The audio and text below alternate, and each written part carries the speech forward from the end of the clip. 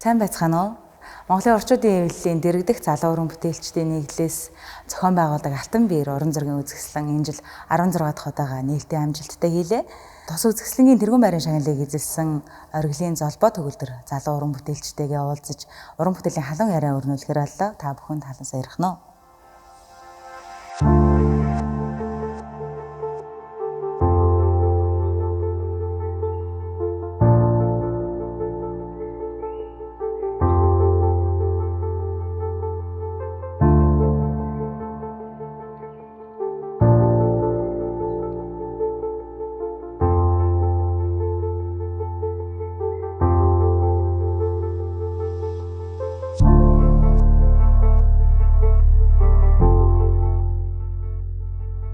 Сайн байна уу? Өдрийн мэнд төргий. Сайн байна уу? Өдрийн мэнд.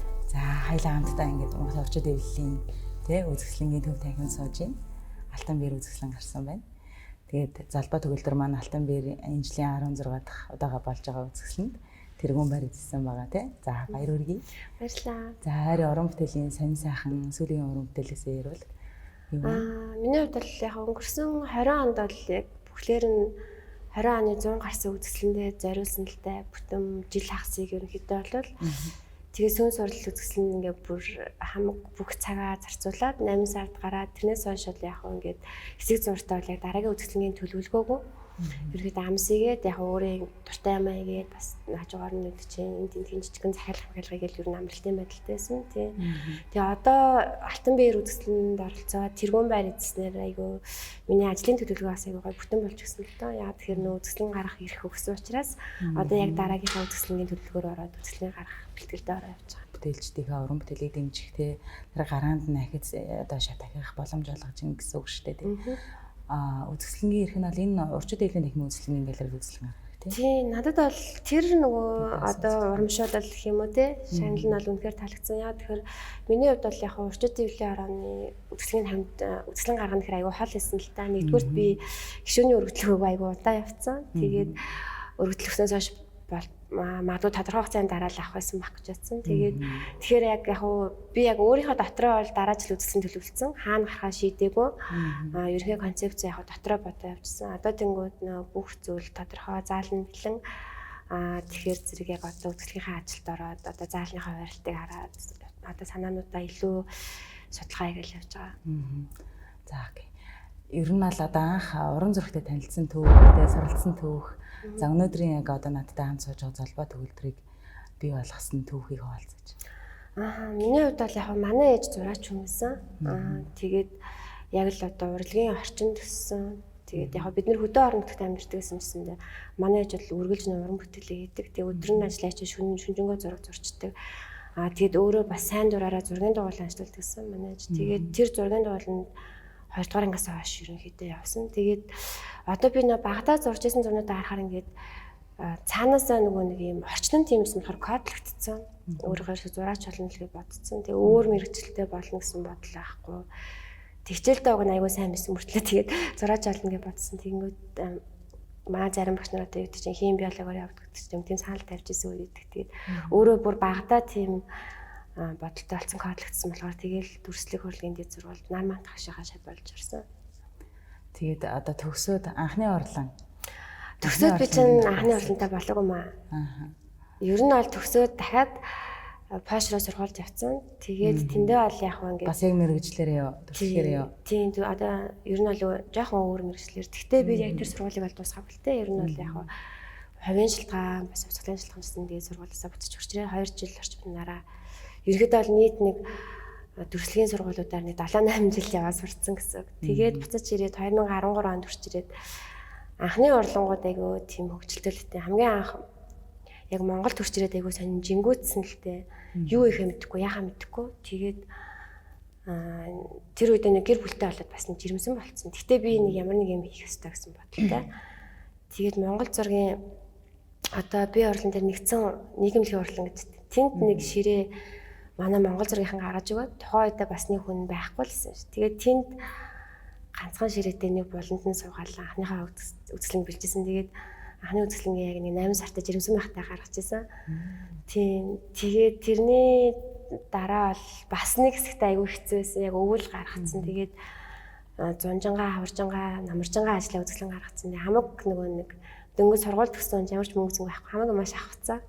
Тэгээл үзэсгэлэн гаргасан чинь нэрс зураг зарагдахгүй. Тэгээд хүүхдээ гаргаад нэлэх хүүхдэд болц. Тэгэл нэг жоохон тиймэрхүү гэсэн. Тэгээд тэрний дараа яг хүүхдээ гаргасан дараагаа ер нь одоо яг бодоход би ерөөсөө нөгөө жирэмсэн байхдаас зураг зурж идэг, нэлэх хүүхдээ байхдаас хажуудаа бүр тавьж байгаа зураг зурж идэг. Тэгээд хүүхдээ гаргасан дараагаа болохоор гэртэл том өрөөндөө хүүхдээ хажуудаа тавиал гэрээ урлан болгоод ажиллаж байна. Тийм шүү дээ. Одоо зураач хүмүүсийн хувьд урлан гэдэг чинь хамгийн чухал зүйл шүү дээ, тий. Бүх тэр орон зай нөгөө ахын асуудлуудаас өөрийгөө чөлөөлөөд тэр уран бүтээл санаа эдийгээ буулгамаар байдаг тэр ангид орон зай байх, тий, эрхчлөөтэй орон зай байх чухал юм гэдэг шүү дээ, тий. Тэгэхээр урлан яг гэр орлонд ч гэсэн зурж исэн гэдэг чинь бол айгүй мундаг санагдаж байна. Тийм яг нөгөө өөрөө айгүй дуртай л исэн юм шиг юм л та. Хаанч исэн нэл хүүхдээсэн гэсэндээ хүүхдээ хажуудаа онтуулжал бүр газар шалан дээр хамаг юм тараж байгаа зурдаг гэсэн байхгүй. Тэгээ одоо бол яг нөгөө олон жил өнгөрөөд урлантай болсон. Тэгээд хүүхдүүд том болсон болохоор айгүй одоо л яг нэг юм эд одоо яг өөрийнхөө хүснээр эрхчлөөтэй ажиллаж байгаа юм боддог. Таны нөгөө CV-тэй танилцж байхад маш олон орноор үзэсгэлэн оролцож явсан байсан шүү дээ, тий. Солонгос, Малайз, Таиланд, Якут гээд тэр эдгээр үзэсгэлэнгүүдэд оролцож байсан тухайгаа тэгээ хэрхэн суралцж байв бусдаас тэгээ хэрхэн нүд нээж юм таньж үзэж байв тий. Тэр таны уран бүтээл тусгалаа бас олж юм өөрчлөгдөхтэй тийм тохиолдол гарч ирсэн үү? Ер нь бол нөгөө нэг олон улсын үзэсгэлэнд явбал зураачдад маш өгөөжтөлтэй. Яа тэгэхээр тэнд бол зөвхөн би очиод үзэсгэлэн гаргачаад ирэхээс илүү миний явж исэн үзэсгэлэнгүүд болохоор дандаа айгүй олон орны нөгөө интернэшнл артистууд ингэж хайлтаж ордог гэсэн тийм воркшоп үзэсгэлэнгүүдсэн. Тэгэхээр ер нь одоо яг хаа тэндээс нэг анзаарсан юм их юм бол уран бүтээлч ямар байдаг вэ гэхээр дандаа нөгөө нэг тухайн орныхаа ямар одоо тухайн орныхаа онцлогийг дандаа шингээдэг. Одоо жишээ нь Таиланд, Малайзийн уран бүтээлчд одоо далайн тэгээд одоо юу гэдэг чинь жүнгэлтэй, далайтай тийм халуун орны уран бүтээлчдийн өнгө бол үнэхээр амар тод тий. Одоо яг тэр нөгөө халуун уур амьсгал нь харагдаж байгаа. Якутын үзэсгэлэн гэвэл Якут ч одоо дэлхийн хамгийн хүйтэн зэг байгаа шүү дээ. Тэнд бас яг өглөөр ер нь бол 3 сар татсан. Гэхдээ тэнд баг манай өглөөс л нөгөө нэг хүйтэн байгаадсан л да. Тэнгүүд тэнд очингууд ямар байна гэхээр уран бүтээлчд маш экзотик тий. Тэгээд уран бүтээлийн хиллэг нь маш одоо юу товч тий. Тэгээд илүү примитив. Тэгээд яг тэр нөгөө нэг одоо бид нар монголчууд гэсэн тийм байхгүй ингээ би нэг харахаар ингээ тэрний уран бүтээл гэж таньдаг гэсэндээ ерөнхий агуулгаар нь ингээ харахад нэг тал нутгийн уран бүтээлч гэдэг нь харагддаг. Тэгэхээр яг тэр онцлогуудыг аягүйх олж авдаг. Мөн олон улсын уран бүтээлчтэй явахаар шинэ техникүүдтэй аягүйх танилцдаг. Одоо жишээ нь бид нар бол одоо энд нэг тогоонд байгаа. Тэнгүүд өөр тогооны хүмүүстэй айлтахаар тэд нар ямар техникээр концепц яаж гаргаж байна. Зарим нь бол үнэхээр одоо үүд чинь бүр материалаас чөлөөлөгдсөн байдаг ч юм уу те. Бид нар бол ингээд илүү жоохон материалтай. Одоо миний хувьд гэх юм бол илүү материалтай ингээд ач холбогдол өгдөг. Ингээд ер нь олон нөгөө нэг холимог техникийг аргуудыг ер нь их сурдаг. Тэгээ дээрэс нь нөгөө нэг сэтгэлгээний хувьд бас задран л та. Тийм яг ингэж болох юм байна, тэгж болох юм байна. Тэгээд тэрнээс гадна бас хамгийн чухал юм бол одоо яг ковидгийн 2-3 жил бид нэг тагшаа авсан үл дээ. Урд нь явдаг хахад юу үүсдэг вэ гэхээр одоо нөгөө networking гэж ярьдаг шүү дээ. Одоо бид нарт ингээд холбоо харилцаа үүсэж байгаа байхгүй. Тэнд одоо юу чинь 100 хэдэн орны уран бүтээлчтэй хаа тэднээс одоо юу чинь тэд нартай найз нөхд болно. Дахиад цаашаа хамтраад өөр үзэсгэлэнүүд гаргах тий бид нарт аялах, суралцах өөрсдөө уран бүтээлийг түгээх боломжууд их гардаг. Тийм ээ, аюу сонирхолтой байна тий. Нэрэл яг 7 орныхан гэхээр яг тэр ахуй орчин нөлөө тэгээд тэр ямар соёл эргэлжилтэй бас вэ гэдэг чинь бас яг бүтээл тасгалаа алдаг тий. Тэгээд залгаалаад асуухаар одоо бид нар ингэ даяаршаад яг нэг нэгдмэл даяаршлын хүчээр уулзж штэ тий. Даяаршлын гавьяа гарч гэдэг юм уу тий. Нэг одоо тэр олон орны уран бүтээлчд уулзж байгаа үзэсгэлэн концепц гэдэг чинь тий. Тэгэхээр тэрний хажуугаар очихоор ингэ солонгос харагдаад байна тий. Хятад харагдаад байна гэдэг чинь үндэсний урлагийн тэр юм бүр улам наривчлагдаад өшөө бүр ингээ ондоошоод даяаршлын нэг зүм байгаа юм шиг хэрнээ тэрэн дотор ингээд улам үндэстэн хэр ондоошоод байна тий. Тэгэхээр одоо таны уран бүтээлчин бол яг тийм Монгол зургийн шинжтэй тий одоо элемент нь яг ингээ Монгол одоо эмхтэй өндөрслөгддөг ч юм уу тий. Тэгэхээр тэр өөрийнхөө бүтээлийн онцлог талаарх техникээ хуваалцвал. За ер нь бол яг миний хувьд бол яалтчгүй нөө Монгол зургийн бүр нарийн техникээр мэрэгшиж байгаа нь төгссөн. Гэхдээ хэрвээ анзаарах юм бол би бас яг одоо сонгодог Монгол зургийнхныг бодвол бас нарийн ажилтгүй илүү жоохон техникийн хувьд тас акрилч юм уу уран зургийн талтай материал ашигладаг, мөн холимог техник коллажаас ашигладаг.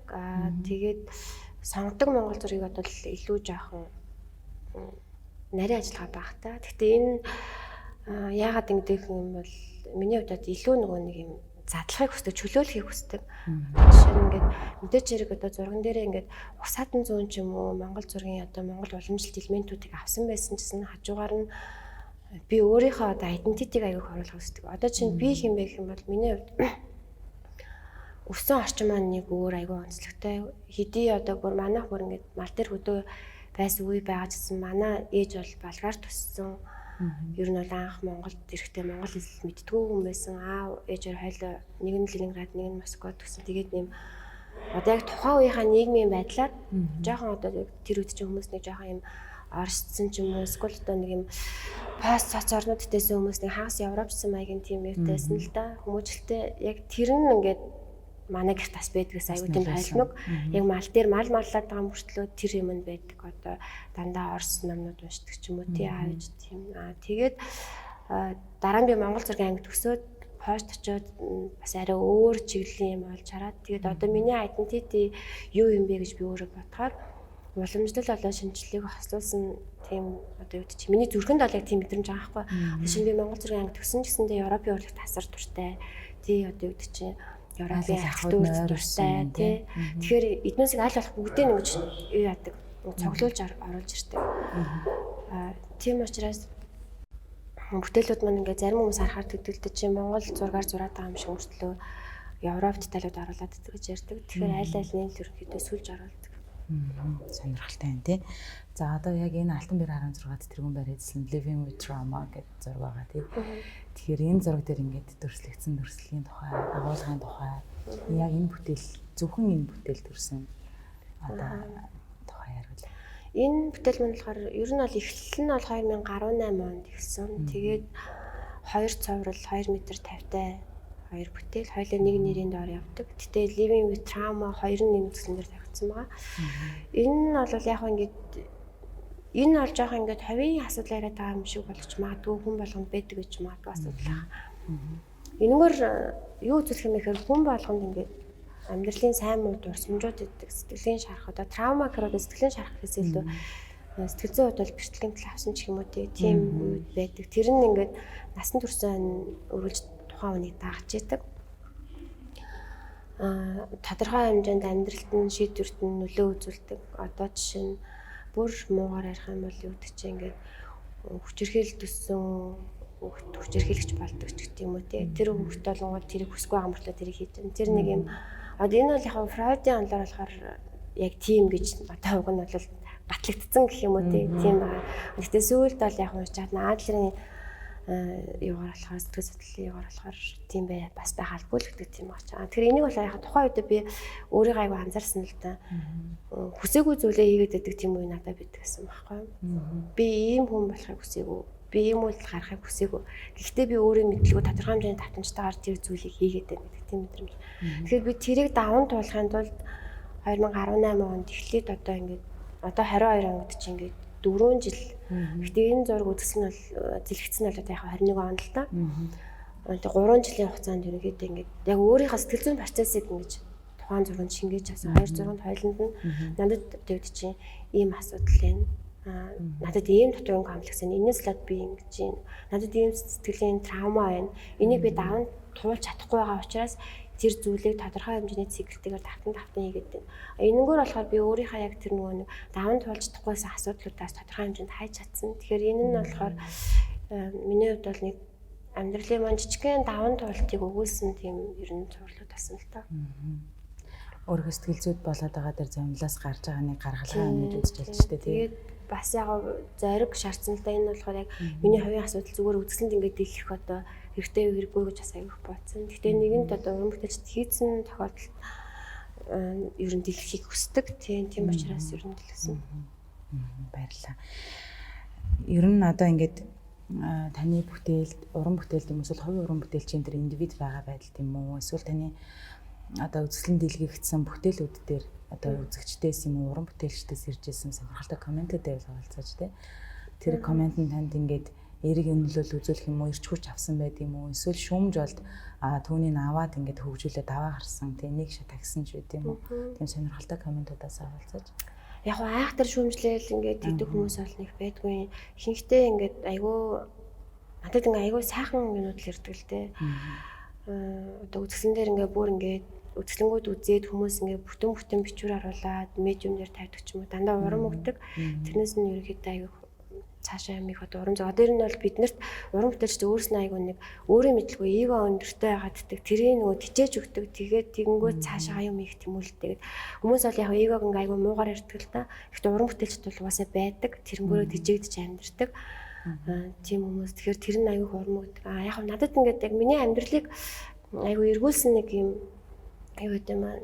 Урам өгсөн нэг зураач тийм. Тэр нь болохоор Айлан гэж зураач. Нэлээд хүмүүс мэдэх одоо ер нь бол Монголын дэлхийн хэмжээний зураачдын нэг. Би яг 2013 онд жирэмсэн байхдаа үзэсгэлэн гаргачаад тэгээд өвөл ерөөсөө нэг ч зураг заагдахгүй тийм нэлэх хөвгттэй ингээд байжсэн чинь надтай нэг хамтарчсэн галерей чамтай Айлан зураачны уулзыг нэ гэд тэгжсэн. Тэгээд би нэг 3 сартаа хөвгттэй ирээд урлан дээр нь яваадчдаг байхгүй. Тэгээд тохоо өдөө тэгээд ямар ч чатаа яах ч болчих юм болоо гэд. Тэгээдсэн чинь надад цаг гаргаад урландаа уриал тэгэл юм арай суусан чинь тэр үед бол би ингээд яг жоохон зүрхсэн гэсэн байхгүй ингээд нэлэх хүүхдээ одоо бүтэн үзэсгэлэн гаргаад нэг ч зураг заагдахгүй тэгээ санхүүгийн хувьд хэцүү тэгэл яг одоо нэг тийм төрсний дараа нэг жоохон ингээд царай алтаа сэтгэл готарсан ч юм уу тийм байсан. Тэнгүүд намайг уулзаж ярилцаад надад бол амар урам өгсөн юу гэсэн хэрэг чи бол яг ингээд зураад ингээд яах юм бол чи Монголын эмэгтэй том зураачдын нэг олно чи эмэгтэй зураачдын төлөөлөл болно зурхаа битээ байлаарэ гэсэн. Тэгээд тэрнээс хойш амар урам аваад тэр үгнээс ингээд айгүй хэрчим авсан. Тэгэл тэрний дараагаас ч ер нь бол миний ажил амар тийм одоо дээшлэл тодорхой хэмжээнд барьеруудад аваад улам цаашаа юм их хэрч үчиж юм уу тэрийг аваад өтөрсөн. Тэгэхээр яг тэр 13 оногт ч одоо яг ингээд бараг 10 жилийн өмнө надад яг тэгж хэлчихсэн. Яг тэр цаад эгод чинь айгүй хурам өгсөн тий. Ташаар өгсөн үг болсон юм шүү дээ тий. Ер нь бол яг баг болдсон билүү хүүхдээ жоохон том болгочоод 6 багш болт юм илүү гэж хүртэл бодож ирсэн үеэсэн л та. Ер нь тэгэл зураачтай амьдрал за Фридагийн шиг тийм гашуун биш бүгд байхалбгүй ч гэсэндээ эсвэл одоо Далиг их шиг сонирхолтой ч юм эсвэл Ван Гог шиг амьд ахад байгаа ч зураг одоо олигтой сайн зараагүй ч гэдэг юм тий. Эсвэл Пикассо шиг баян жиж олно тий. Гэхдээ тэр алганы чинь цаана тэр урам бүтээл сэтгэлгээ ямар ч цаг үе цагаасаа төрүүлж юм хэлж дуурж идэх хүмүүс ч юм уу тий. Хамгийн содон чөлөөтэй сэтгэлгээтэй хүмүүс ч гэдэг юм уу. Бага зүйлээ ч гэсэндээ одоо бусад мэрэгчлээ албан тушаалтай хүмүүс бол янз бүрээр чөлөөтэй гаргаж болохгүй байхад зураач хүнэл тэр хэрэгчлээ алгагдчих штэ тий. Тэр шаналлаа гаргаж иж болж байна, эмзэглээ гаргаж болж байна. Тэр нь хувь хүнтэй холбоотой байж болж байна тий. Нийгэм дэлхийдээ холбоотой байж болж байна тий. Тэгэхээр энэ мэрэгжил чинь өөрөө бас аягүй гоё. Тий. Сайхан мэрэгжил тий. Тий. Ер нь бол яг ингээд айгүй тийм дураараа л хүмүүс л ахaltaа ер нь бол ингээд хэлийгснээ хэлцдэг ч юм уу хүмдаа дэвэл шаналаа дэвэл гаргадаг. Гэхдээ ер нь бол яг ингээд бүх уран бүтээлчдээс би бол нэг л зүйлийг айгүй анзаардаг. Ялангуяа яруу найрагч зохиолч зураач гэх юм уу илүү нөгөө өөртөө ажилтдаг хүмүүсээс ер нь өөрөө өөрсөндөө нэг шанал зовлон олж ирдэг аахгүй. Тэгээд зүгээр ингээд бүх юм зүгээрээ чад өөрснөө ингээд зовлонгоо олоод тэр зовлондоо хатаад ч юм уу тэ өөрснөө эмороод гэдэг ч тийм. Тэмүүтээ тэгсэн уран бүтээл нь айгүй сайн болдог. Тэрнээс зүгээр ингээд амар хаппи ингээд жаргалтай байх юм бол бас ингээд жоохон хүлээж өгдөг. Гэхдээ ингээд бид нарт юм даа үед чи ингээд харахгүй шаналхгүй юм ч та бас айгүй хаварлалчаад байна л та тийм. Тэр бодож сэтгэж бясалгаж байгаа юм чинь л өөрөө үр бүтээлтэй хүнд юм өгж байгаа юм гарна шүү дээ тий. За сайхан уул байна. Уулыг уулаар зорчлаа тэгэл тэр бол сайхан уул байна л гэж бодно шүү дээ тий. Яхаа гоё мэдээж гоё. Гэхдээ яг таны зургийг харах юм уу? Эсвэл одоо энэ үзлэнгийн заалан дийлэгдсэн бусад зургуудаас тухайн хүнд өөртөө нь холбоотой дотоод мэдрэмжтэй нь холбоотой эсвэл хараад ингээд мөнгнөөс нь ч юм уу тий. Зохиомжийн тэр хэлбэрээс ингээд ямар нэгэн тодорхой хэмжээгээр мэдрэмж аваад агуулга ойлголт авч ивэл нас уран бүтээлч хүний тэр зорилгын нэг хэсэг биелэгдэж байгаа бах тий. Ер нь бол уран бүтээлд юм байдаг. Уран бүтээлийн аим гэж нэг юм ер нь бол байдаг. Одоо бид нар бол мэрэгчлэлээрээ ингээд удацсан болохоор амьтаа юу аймгүй юу дууснаа дусаагүй айгүй сайн ялгадаг болсон л та. Ер нь бол гой зураг гэдэг бол гой зураг. Уран бүтээл гэдэг бол арай өөр. Гой зураг бол үүдээ ингээд маш гой зурсан энэ үзэхийн хувьд ингээд таашаал өгч болно тий. Тэгмээд амтай зураг гэдэг нь юу гэхээр тэр цаанаасаа ингээ хүртэгдсэн ямар нэгэн мэдрэмж өгдөг. Тэр зургаар дамжуулаад хүртэгч болоод уран бүтээлчийн хооронд холбоо үүсдэг. Тэр уран бүтээлээс хүн заавалжгүй баяр баясгал одоо бүр хайпи мэдрэмж авч болно, эсвэл гунжч болно, зүгээр юм бодоод үтж нэг санаа ширлүүсээ гардаг ч юм уу те. Дандаа тийм амтай ажуур ер нь уран бүтээлч болно. Түүнээс шиг ингээд маш гоё гэдгээрээ бол бас тийм шүү дээ. За одоо зураач уран бүтээлчтэй ч юм уу урлагийн салбарын хүмүүст бол уран сайхан байх гэж нэг өөр асуудал юм тий. За урлаг гоозын асуудал гэж бас нэг өөр асуудал юм тий. За урлагийн бүтээлээс авж байгаа тэр таашаал мэдрэмж үү тийм үү. Тэр ямарваа нэгэн хүмүүжил хувь хүнд олгогдож байгаа. Өөрөөр хэлэх юм бол зураач өөрөө эрэл хайгуул хийж хөгжих ёстой, хөгжиж идэг тий. Нөгөө талаараа тэгэж гарч туйруулж шатаж одоо асч бүтээсэн бүтээл нь эргээд иргэдийг нийтийг хүмүүжүүлж идэг тий. Тэгэхээр тэрэнд хүмүүжүүлж байгаа одоо гол төлхөр бол гоозон боловсрал алгаж байна гэдэг. Тэгэхээр энэ тухайд ярил. Гоозоо ер нь бол эстетиктэй. Тэгээд гоозог бол одоо гоозог гэдэг нь ерөөсөө ингээд гоо сайхан байх тухай асуудал ерөөсөө биш. Тэр үзмжийн талаарх асуудал ерөөсөө биш. Гоозог гэдэг нь альва юмнаас одоо гоё сайхан мэдрэмж авах тий юу гэдэг чинь ингээд тэр одоо мэдрэмжээс ингээд давуу тал олж харах мэдрэмжийг хөгжүүлэх гэсэн үг л дээ. Ер нь бол яагаад ингээд хүүхдүүдээ юу яагаад галерей үзүүлэх гоо зүүн боловсралтай болгооч гэдэг аамаа ихээр бүх юмд гоо зүү байдаг учраас тэгж байгаа. Үхэл хүртэл гоо зүү байдаг тий. Ялангуяа зохиолч тал тэрийг аягүй их түлхүү гаргаж ирдэг. Тэгэнгүүт үүдээ шаналлалт хүртэл гоо зүү байгаа. Тэгэхгүй бол одоо юу гэдэг чинь гоо зүүн боловсрал дутуу байх тусмаа босол гэхээс гоо зүүн мэдрэмж дутуу байх ч хүн ер нь бол жоохон гутран голно. Юм болгоноос ингээд гудамжаар явхад хүртэл ингээд одоо юу гэдэг чинь ингээд стресс одоо өртөх магадлал нь илүү өндөр болно. Тэнгүүд илүү жоохон гоо зүүн мэдрэмж өндөртэй хүмүүс одоо юу гэдэг чинь ингээд хичнээн шавартай байсан гэсэн сайхан цас орчиндаа гэж бодох ч юм уу те. Хичнээн хүчрэлтэй байсан гэсэндээ юу гэдэг чи амар гойноор гарч ийна ч гэдэг юм уу те. Тийм одоо мэдрэмжүүд илүү байх тусмаа энэ гоо зүүн одоо энэ мэдрэмж боловсрол нь хувь хүн тал руу илүүх чиглэнэ. Тэр хувь хүн нийгэмд стрессгүй амьдрах, нийгмийг одоо асуудлуудыг даван туулах чадвар ч гэдэм үү тэрэнд илүү их нөлөөлнө гэсэн үг. Тэрнээс гоо зүйтэй байна гэдэг нь асар гоё хувцлаад тэр бол хувийн сонголт те. Гэхдээ ингээд одоо юу гэж ингээд нийгмийн одоо нэг стандарт одоо юу гэж ингээд гоё хамартай байх ч юм уу те гоё нүдтэй байхын төлөө ингээд өөрийгөө өөрчлөх ч юм уу. Энэ гэхдээ хувийн хүний сонголт руу вирус ороогүй ер нь бол жишээ болгож тэр стандарт тохируулах гэсэн үг биш. Зүгээр амьдралыг даван туулах чадварт гоо зүй одоо юу гэж ингээд давуу тал болж нөлөөлдөг гэсэн үг. Тэгэхээр ингээд гоо зүүн босрол болгоно, гоо зүү гэж хүмүүс яриад байгаа юм л да. Тэгээд альва бүр ингээд уналттай тий одоо ингээд асар хэцүү нийгэмд байгаа ч гэсэн хүмүүс тэр мэдрэмж нь өндөр байх тусам даван тулах чадвар нь өндөр болно л гэсэн. Сүүлийн үед одоо ингээд урлаг сонирхогчтэй хүмүүс эсвэл урлагийн бүтээл цуглуулагч хүмүүс гэдэг аягүй их болсон шүү дээ тий. Одоо өмнөх үеийн нийгмээ одоо л зүгээр одоо сошиал орчинд байгаа яриа гэвэл одоо хананд хийвсэж уран зураг үлгдэг болж гэх мэтчлэн агуулгын хувьд бас хүмүүс энгийн үзэгчдээс өөрчлөгдөж эхэлж байна. Тэгээ энэ тухайд яг ямар бодолтой байдаг вэ та?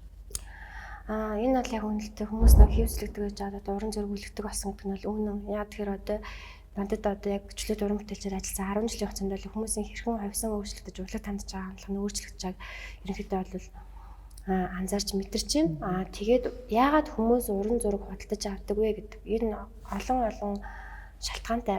Нэгдүгээр толгойд юу гэж чинь хүн бол угаасаа нөгөө гоо сайханд үргэлж тэмүүлж авдаг. Яагаад тэр хан дээрээ хивс үлгэж байгаа? Хивс юу нэг ямар зорилттой? Яг үндэ ингээд бараг газар твсэх зорилттой, зөвлөх зорилттой манайхан хивс одоо хан дээр үлгэхтэйстэй. Тэр хүн бол үргэлж тийм гоо сайхан гоо зөө мэдрэмжийн эрэлт явдаг. Тэр одоо байгаа тэр үүр гэрэл гоё болох гэдэг чинь өөрийнхөө орчин тэндээс гоо зүүн таашаал мэтрэх гээд тэгэхээр нэгдүгээр хүн гоо зүүг эзэмших хүслээр зураг хөдөлж авч байна. Тэр уран бүтээл тэр хүнд гоо зүүн таашаалгүй дээ тий. Тэр байдлаар авч байна. Нөгөө талдаа бас зарим хүмүүст ингээд хүмүүст илэрхийлье гэсэн хэлье гэсэн хүсэл байдаг ч яаж илэрхийлэхээ мэдэхгүй хүмүүс бас байдаг.